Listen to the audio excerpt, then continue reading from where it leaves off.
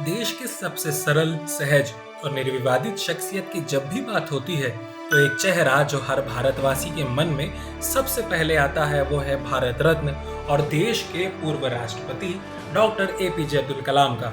Doctor कलाम का व्यक्तित्व देश ही नहीं बल्कि पूरी दुनिया के लिए सादगी और ईमानदारी की मिसाल है। मिसाइल मैन के नाम से मशहूर डॉक्टर कलाम ने अर्श से फर्श तक का सफर तय करने के लिए काफी मेहनत की और कई मुश्किलों का डटकर सामना भी किया। इसीलिए उन्हें जनता का राष्ट्रपति कहा जाता था। डॉक्टर कलाम का जन्म 15 अक्टूबर 1931 को तमिलनाडु के रामेश्वरम में हुआ था। कलाम साहब कहते थे कि जीवन में यदि आप कुछ पाना चाहते हैं तो आपका बुलंद हौसला ही आपके काम आएगा। डॉक्टर कलाम से जुड़े कुछ ऐसे ही किस्से हैं जो उनके महान होने की वजह बताते हैं। ऐसा ही एक किस्सा तब का है जब डॉक्टर कलाम देश के राष्ट्रपति हुआ करते थे। एक बार डॉक्टर कलाम से मिलने उनके कुछ रिश्तेदार राष्ट्रपति भवन आए। मेहमानों की कुल संख्या 50 से 60 के लगभग थी। स्टेशन से सबको राष्ट्रपति भवन लाया गया, जहां उनका कुछ दिन ठहरने का कार्यक्रम था। उनके आने जाने और रहने खाने का सारा खर्च डॉक्टर कलाम ने अपनी जेब से दिया।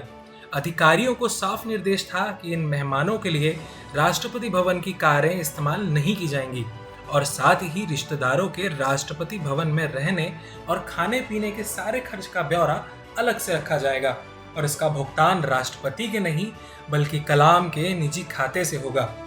एक हफ्ते में इन रिश्तेदारों पर हुआ लगभग 3.5 लाख रुपए का कुल खर्च देश के राष्ट्रपति अब्दुल कलाम ने अपनी जेब से भरा था। इसी तरह का एक किस्सा यह भी है कि एक बार डॉक्टर कलाम IIT BHU के दीक्षांत समारोह में मुख्य अतिथि बनकर गए थे। वहां मंच पर जाकर उन्होंने देखा कि जो 5 कुर्सियां रखी गई हैं उनमें से बीच वाली कुर्सी का आकार बाकी 4 से बड़ा है। यह कुर्सी राष्ट्रपति के लिए ही थी और यही इसके बाकी से बड़ा होने का कारण भी था। कलाम ने इस कुर्सी पर बैठने से मना कर दिया।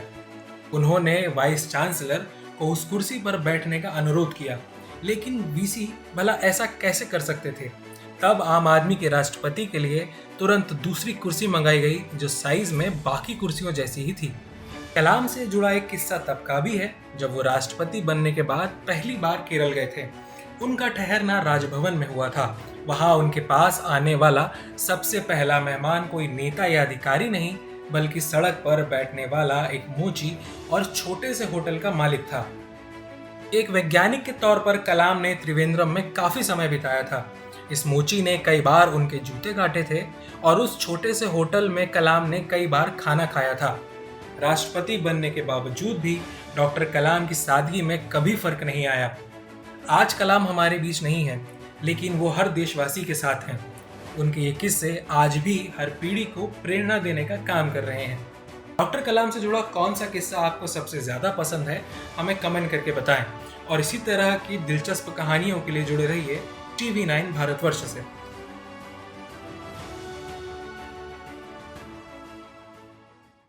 परवाह देश की, सोमवार से शुक्रवार रात 10 बजे TV9 भारतवर्ष पर।